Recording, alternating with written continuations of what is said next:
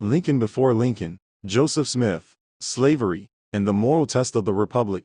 The question of slavery was the central moral crisis of 19th century America. It fractured churches, divided political parties, and ultimately led to civil war.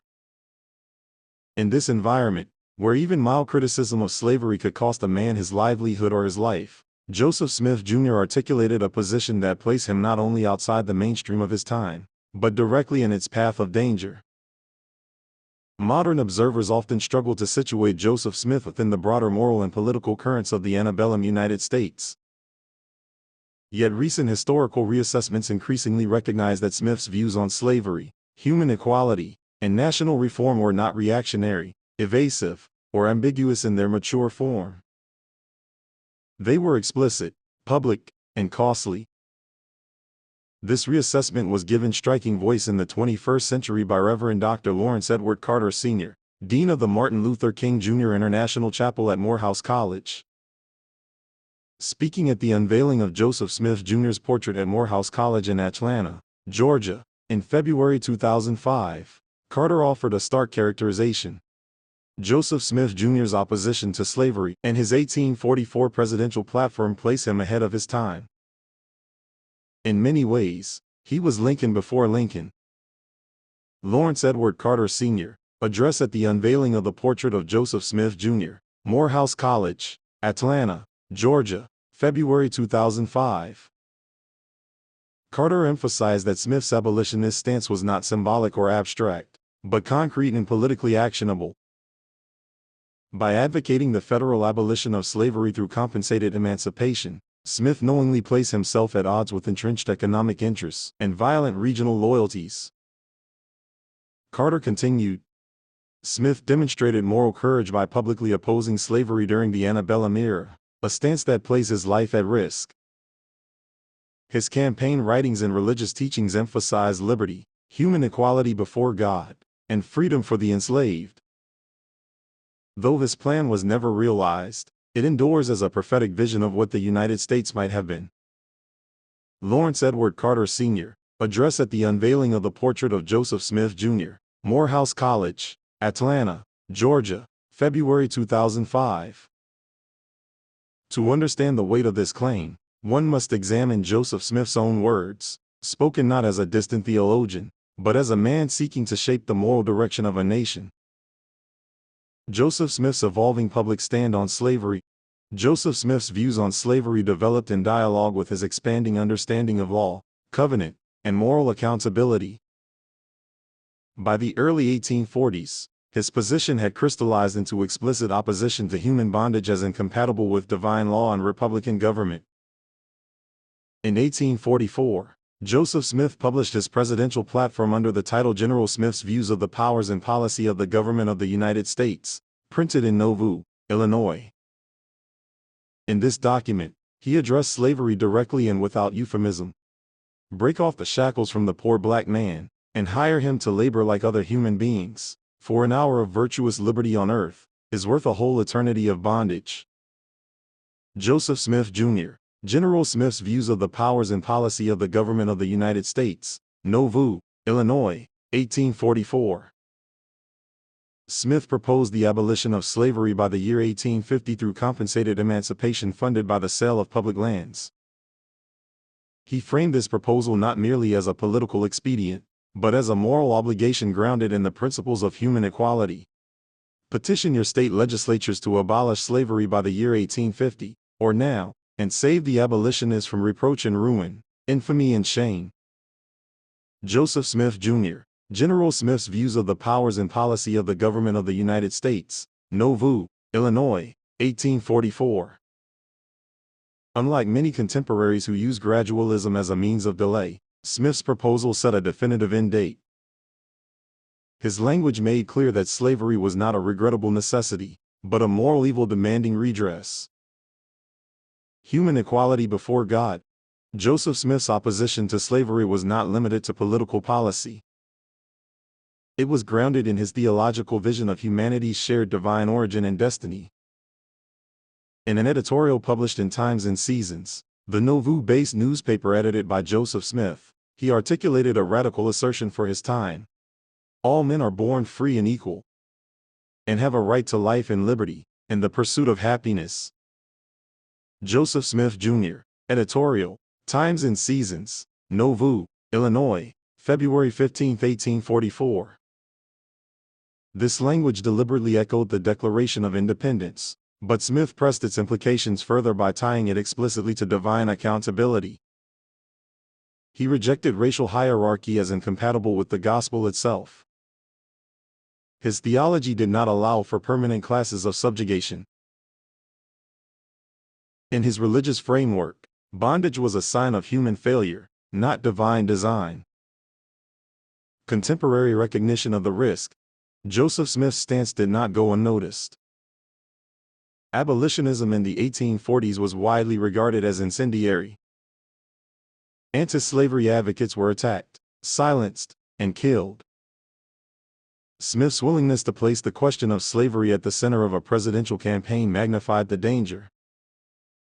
National political journals recognized the volatility of the issue. Niles' National Register, one of the most widely read political periodicals of the era, regularly reported during 1843 and 1844 that abolitionist agitation threatened national cohesion, acknowledging that the slavery question endangered the stability of the republic. Smith's entry into that debate marked him as a political risk-taker at minimum, and a threat at worst. More significantly, his enemies framed his abolitionist proposals as proof that he intended to upend the social and economic order. The Warsaw Signal, edited by Thomas C. Sharp in Warsaw, Illinois, repeatedly attacked Joseph Smith not only as a religious leader, but as a political agitator whose ideas endangered slave-holding interests. Sharp's editorials portrayed Smith's anti-slavery proposals as reckless and subversive, placing him squarely within the category of dangerous reformers. This reaction mirrors the experience of recognized abolitionists. Anti-slavery positions were not ignored. They were punished. As historian Richard Lyman Bushman observed, Smith's political program was radical for its time, and especially dangerous in a nation already fractured along sectional lines. Richard Lyman Bushman, Joseph Smith, Rough Stone Rolling, New York, Alfred A. Knopf, 2005, page 530. Hostility is itself a form of recognition. Smith's platform was perceived as real enough to be feared. Abolitionist awareness and the limits of endorsement. Joseph Smith's 1844 platform was reprinted and discussed in American newspapers, including those sympathetic to reform causes. Abolitionist-leaning presses acknowledged his candidacy and proposals, even while remaining skeptical of his religious movement. The National Anti-Slavery Standard, published in New York City and associated with abolitionist leaders connected to William Lloyd Garrison, took note of Smith's position as part of the broader abolition debate during coverage of the 1844 presidential election. While Garrisonian abolitionists rejected compensated emancipation as morally insufficient, Smith's platform was nevertheless recognized as explicitly anti-slavery, a distinction not granted to most national political figures of the period. This matters historically. Abolitionist presses routinely ignored candidates who avoided the slavery question. Smith did not avoid it. Frederick Douglass did not leave a direct recorded statement addressing Joseph Smith by name. However, Douglass's writings during the early 1840s repeatedly condemned religious leaders who spiritualized justice while refusing to confront national policy. In 1843, Douglass declared, "I am for the overthrow of slavery by peaceful means if possible, and by violent means if necessary." Frederick Douglass, Address to the Slaves of the United States of America, 1843. Joseph Smith's platform, calling for constitutional, legislative abolition without violence, fits squarely within the range of political solutions Douglass argued were absent from American leadership. Abolitionism without institutional shelter. Unlike many abolitionists who operated within established reform networks, Joseph Smith stood outside both major political parties and organized abolitionist societies. William Lloyd Garrison had abolitionist organizations. Frederick Douglass had abolitionist presses. Joseph Smith had neither. Yet he still placed abolition at the center of a national campaign. That isolation explains why abolitionist leaders did not rally to him, and why his stance was all the more dangerous. Smith was not echoing abolitionism from safety. He was inserting it into the machinery of national power without allies. Lincoln before Lincoln. Abraham Lincoln would not issue the Emancipation Proclamation until 1863, nearly 2 decades after Joseph Smith publicly called for the abolition of slavery nationwide. Even then, Lincoln framed emancipation as a war measure rather than a peacetime moral reckoning. Joseph Smith, by contrast, framed abolition as a moral necessity grounded in divine justice rather than military strategy. This contrast underlies Carter's phrase, Lincoln before Lincoln. Lawrence Edward Carter Sr., address at the unveiling of the portrait of Joseph Smith Jr., Morehouse College, Atlanta, Georgia, February 2005. The phrase does not equate Smith and Lincoln in office or outcome. It situates Smith within the lineage of American moral reformers who articulated truths before the nation was prepared to act upon them. Smith did not live to see the realization of his vision. He was murdered on June 27, 1844, months after announcing his candidacy and publishing his abolitionist platform. A prophetic vision unfulfilled.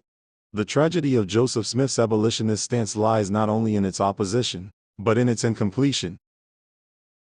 His vision for compensated emancipation, national reconciliation, and moral reform was never tested. The nation chose war instead. Yet, as Carter observed, though the plan was never realized, it endures as a prophetic vision of what the United States might have been. Lawrence Edward Carter Sr., address at the unveiling of the portrait of Joseph Smith Jr., Morehouse College, Atlanta, Georgia, February 2005. In this sense, Joseph Smith's opposition to slavery stands as a moral indictment of both his own generation and those that followed. Joseph Smith did not merely preach personal salvation. He confronted national sin. And for that, he paid the ultimate price.